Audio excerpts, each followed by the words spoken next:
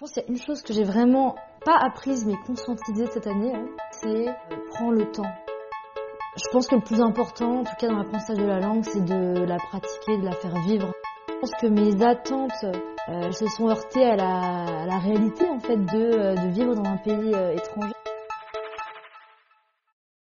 Bienvenue dans le 2e épisode de OSE, un podcast de l'Office franco-allemand pour la jeunesse. Découvrez le témoignage de jeunes qui reviennent à chaud sur leur expérience d'échange. Aujourd'hui, partons à la rencontre de participantes en volontariat franco-allemand. Le volontariat franco-allemand, ou VFA, est le programme idéal pour ceux qui sont à la recherche d'une expérience à l'étranger et qui souhaitent s'engager. Le VFA, c'est un peu l'enfant du service civique français et du Freiwilligendienst allemand. Donc je m'appelle Léonie et après mes études, j'ai décidé de réaliser un service civique avant de me lancer sur le marché du travail. Et donc j'ai candidaté à un VFA, un volontariat franco-allemand à Berlin. Salut, je m'appelle Charlotte, j'ai 20 ans et je fais mon service civique à Chambéry dans une école primaire qui s'appelle École 4 saisons. J'accompagne une classe de CE2 et une de CM1, j'assiste l'enseignante, j'aide pendant les cours, j'enseigne l'anglais et je suis aussi là pour donner un coup de main un peu partout. Pour participer, il faut avoir entre 18 et 25 ans et avoir envie de partir 1 an en Allemagne. Il existe des VFA dans des domaines variés. Le domaine scolaire, associatif, en collectivité territoriale. Les missions sont multiples et ne se ressemblent pas. Tu peux trouver facilement une mission qui te correspond. Donc je travaille à la Regenbogenfabrik, qui veut dire l'usine arc-en-ciel en allemand. Et ce lieu a pour but de créer du lien social ou maintenir du lien social dans le quartier. Et donc ça passe par l'organisation de plusieurs activités dans ce lieu. On a un café, un cinéma où on organise des événements culturels et enfin des ateliers de réparation de meubles en bois et un atelier de réparation vélo. Donc moi je devais presque exclusivement organiser des événements culturels avec l'équipe culturelle. Ça occupe une grande partie de mon emploi du temps. Donc c'est faire de la communication, par exemple des affiches pour les événements, c'est être en contact avec les artistes ou les personnes qui viennent se produire dans le cinéma, par mail, les contacter, savoir quel matériel ils ont besoin et puis ensuite en amont préparer la scène. Le lieu est assez flexible. Et moi, en fait, ils ont été vraiment à l'écoute de ce que je voulais. Ils sont assez polyvalents avec les volontaires. Et moi, j'avais envie de m'engager à l'atelier de bois, mais aussi au café et à l'atelier de réparation vélo. Et c'est les raisons pour lesquelles j'ai candidaté à ce service civique, parce que j'avais vu que dans ce lieu-là, il y avait toutes ces activités-là. Et donc voilà, ils sont vachement, se sont adaptés à mes besoins, ils m'ont écouté. Je travaille sur mon lieu de mission 4 jours par semaine parce qu'en France, le mercredi est un jour où il n'y a pas école. Parfois, je travaille aussi le mercredi et le samedi quand il faut préparer des fêtes ou s'occuper de choses particulières, mais la plupart du temps, j'ai une semaine de 4 jours, ce qui est plutôt sympa. Une journée type ressemble à ça. Je me lève à 6h45, puis vers 7h30, je pars pour l'école.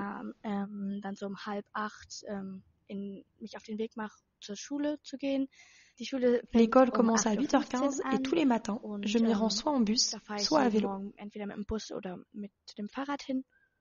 Ensuite, les enfants arrivent petit à petit. On commence par chanter un peu, puis on fait des exercices rythmiques. Les cours durent jusqu'à environ 12h15. Ensuite, j'ai une heure de pause déjeuner, puis je reste à l'école jusqu'à 16h15. L'après-midi, on va souvent en forêt ou au jardin où on fait différentes activités. À la sortie du bac, en cours de réorientation ou de manière générale au début de la vingtaine, beaucoup de jeunes se retrouvent confrontés à la grande question. Et maintenant, je fais quoi ? Commencer de nouvelles études ? Partir découvrir le monde ? Faire une pause ? On peut rapidement ressentir une pression et avoir le sentiment que tous les autres ont déjà dessiné leur plan d'avenir. Mais justement, pourquoi ne pas profiter de ce moment où tout est encore possible pour prendre le temps de découvrir ce qui te plaît vraiment à toi ? Le volontariat franco-allemand te permet de partir vivre dans un autre pays avec de nouvelles personnes et des missions qui ont du sens. C'est une chance de mieux se connaître et d'élargir ses horizons. J'ai jamais appris l'allemand en France. On doit choisir une deuxième langue et moi j'ai fait espagnol. Et puis ma mère en fait parle très bien allemand, voilà. Et elle m'a toujours donné envie d'apprendre cette langue. Et donc je me suis dit que c'était le bon moment après ces études pour réaliser quelque chose qu'on a envie de faire, mais qui prend du temps, qui nécessite du temps et de l'investissement.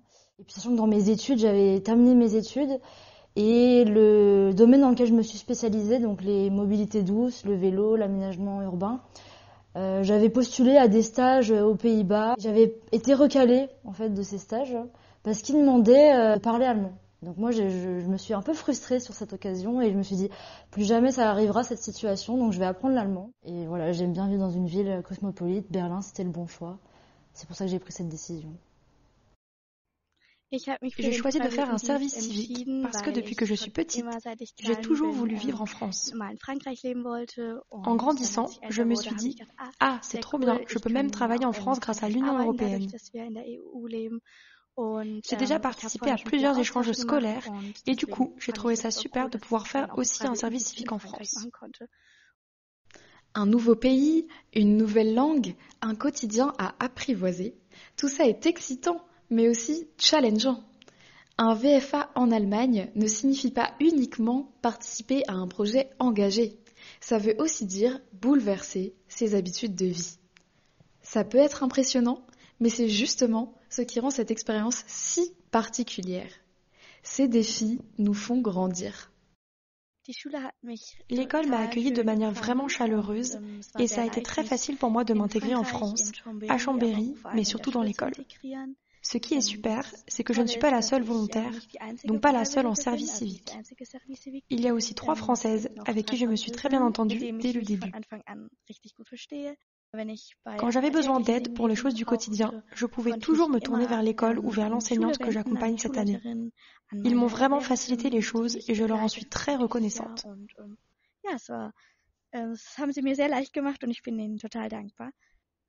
Le changement de vivre seul en Allemagne à vivre en colocation en France, c'est aussi très bien passé. On m'a montré, par exemple, où faire les courses, où se trouve la poste et tout ce dont j'avais besoin. Parfois, c'était un peu difficile car je n'arrivais pas encore à dire exactement ce que je voulais. Mais avec le temps, c'est devenu de plus en plus facile. J'étais entourée de personnes formidables et je trouve que c'est aussi très important. Quand il y a un moment un peu difficile, il ne faut pas douter de soi ou de ses compétences linguistiques.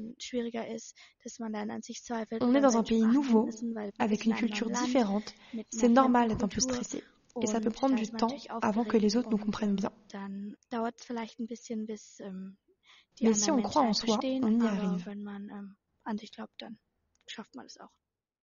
Ça a été difficile au début, pour être honnête. Quand on arrive dans une nouvelle ville, on repart de zéro. Je parlais pas un mot d'allemand en septembre, ça a été très très compliqué l'intégration. Et puis je me sens un peu perdue sans connaissance, sans amis.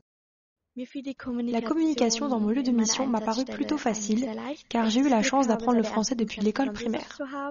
Bien sûr, le français qu'on apprend à l'école et celui qu'on utilise au quotidien sont un peu différents, mais ça a bien marché. Les gens me comprenaient bien, et si ce n'était pas le cas, je pouvais toujours reformuler ma phrase ou ma question, ou bien demander s'ils pouvaient parler un peu plus lentement. Aujourd'hui, je pense que j'ai un niveau, en tout cas, où je peux me débrouiller, je peux être indépendante dans la vie de tous les jours et dans mes missions spécifiquement. En fait, je pensais que je pouvais m'en sortir un peu toute seule au début. C'était très très compliqué. Donc j'ai décidé de prendre quelques cours. Et puis en fait, ça m'a quand même beaucoup aidé. Ça a servi de tremplin pour s'améliorer dans la langue. Si vous le pouvez, je vous recommande, en tout cas si vous êtes débutant, de prendre au moins un minima un cours. Je pense que le plus important, en tout cas dans l'apprentissage de la langue, c'est de la pratiquer, de la faire vivre. Parler avec des Allemands et des Allemandes, parler le plus possible avec vos collègues ou les gens qui travaillent dans votre structure. Soyez curieux et curieuses, inscrivez-vous à des associations, faites des choses avec les gens qui vivent à Berlin et c'est comme ça qu'on passe les étapes au fur et à mesure et qu'on progresse. Chambéry a de magnifiques montagnes et un superbe lac, donc j'ai fait beaucoup de vélo et beaucoup de randonnées avec mes amis. Nous étions souvent au lac, surtout maintenant qu'il fait plus chaud. Ce qui est génial, c'est qu'au début, j'ai rencontré des étudiants Erasmus. L'organisation Erasmus a mis en place de nombreuses activités, non seulement pour les étudiants, mais aussi pour les volontaires. Cela m'a permis de rencontrer rapidement beaucoup de jeunes du monde entier, issus de cultures très différentes.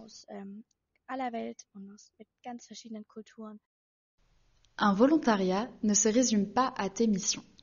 Pendant l'année, tu participes également à 4 séminaires avec d'autres jeunes qui eux aussi s'engagent. Ces séminaires sont animés par des formateurs et formatrices spécialistes du travail interculturel. Ces semaines sont un temps spécial du VFA. On peut y partager son expérience, changer de perspective et surtout prendre le temps de respirer. Souvent, on trouve des réponses à nos interrogations et on y crée des amitiés. Je trouve que c'est une bonne initiative en fait, ces séminaires-là. Particulièrement dans mon volontariat, on a vraiment créé une cohésion de groupe avec tous les volontariats, que ce soit allemand ou français. Et on a vraiment créé un collectif que je valorise, que j'apprécie en fait. Je suis même pressée d'être au prochain séminaire. Et mon point de vue a beaucoup changé depuis le début de l'année. Parce que le premier séminaire, je me suis dit, mais pourquoi on nous emmène une semaine autre part, alors que là, je dois prendre mes marques dans mon nouvel environnement.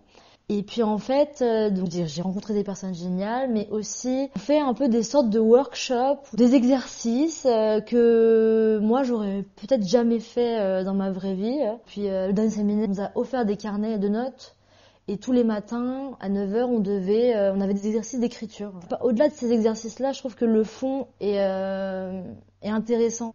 Voilà, je trouve que c'est des bonnes étapes en fait dans l'année de volontariat. Je suis contente d'avoir eu des séminaires pendant l'année parce que j'ai vraiment trouvé que j'étais bien accompagnée.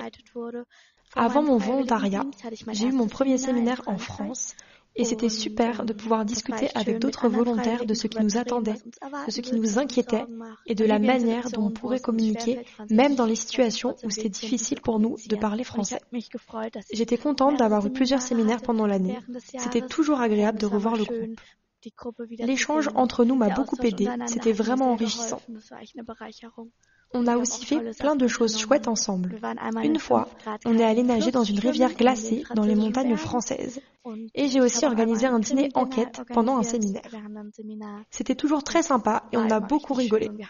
Je suis très reconnaissante pour mon groupe et très heureuse d'avoir pu participer à ces séminaires avec des animatrices formidables. Passer 1 an, seul à l'étranger, sans savoir vraiment ce qui t'attend, ça marque. Tous ceux qui décident de faire un VFA se posent nombre de questions. Vais-je m'en sortir avec la langue ? Est-ce que l'année ne sera pas trop longue ? Vais-je faire mon trou facilement ? Ces appréhensions sont normales et font d'une certaine manière partie de l'expérience. L'important, c'est de ne pas se laisser entraver par elles. Ce sont précisément les moments où l'on se lance dans l'inconnu que l'aventure commence. Un petit peu en arrivant, oui, parce que ça m'a fait bizarre d'arriver ici et de voir des panneaux où je comprends rien, d'aller dans un supermarché, de voir des boîtes de conserve où je comprends rien. Tout m'était inconnu. Donc en fait, je pense que mes attentes, elles se sont heurtées à la réalité en fait de vivre dans un pays étranger. Je pense qu'il y a une chose que j'ai vraiment pas apprise mais conscientisée cette année, c'est prends le temps. Et j'ai tellement envie de faire plein de projets, plein de choses que des fois je me perds. Et j'ai souvent oublié, même dans ma vie en général, que les choses prennent du temps, mais que ça prenne du temps de se faire des amis, ça prend du temps d'apprendre une langue, ça prend du temps d'apprendre quelque chose de manuel ou de développer des compétences, un art. Et je pense que ce que je me dirais, c'est oui, prends le temps à chaque fois. J'étais vraiment très contente de commencer mon volontariat et j'étais assez peu préoccupée. Ce que j'aurais tout de même aimé savoir à l'avance, c'est que certaines démarches administratives sont différentes pour moi en tant qu'Allemande, car elles ne sont pas toujours les mêmes que pour les Français. Parfois, cela prend plus de temps ou il faut remplir d'autres formulaires. Ce que je peux aussi conseiller pour bien se préparer à cette année de volontariat, notamment pour la langue, c'est d'écouter de la musique française ou de regarder des films en français avant de partir. Cela aide à se familiariser avec le français du quotidien. Au début, vivre dans un pays étranger et parler une langue qui n'est pas sa langue maternelle peut être un peu difficile. C'est pourquoi je trouve important de ne pas être trop dur avec soi-même, de prendre soin de soi et d'être indulgent. Notre podcast touche bientôt à sa fin. Voici les dernières recommandations si tu hésites encore à faire un volontariat franco-allemand. N'hésitez pas à faire un service civique. C'est une année où on prend plus le temps pour nous, où on peut apprendre des nouvelles choses, faire des nouvelles rencontres aussi qui nous font grandir. Donc j'invite tout le monde en tout cas à faire un service civique pour votre expérience personnelle et pour votre future vie. Je suis vraiment très heureuse d'avoir fait ce volontariat et je ne peux que le recommander à tout le monde. C'est une expérience extrêmement enrichissante. On se fait de nouveaux amis, on découvre une nouvelle culture, on apprend une nouvelle langue, on apprend aussi à mieux se connaître soi-même et on devient une toute nouvelle version de soi. Je suis très reconnaissante pour tout ce que j'ai vécu pendant cette période et je recommande sincèrement cette expérience à tout le monde.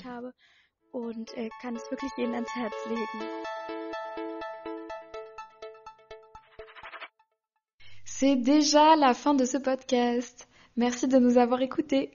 Plus d'informations sur le volontariat franco-allemand sur le site web de l'OFAGE www.ofage.org.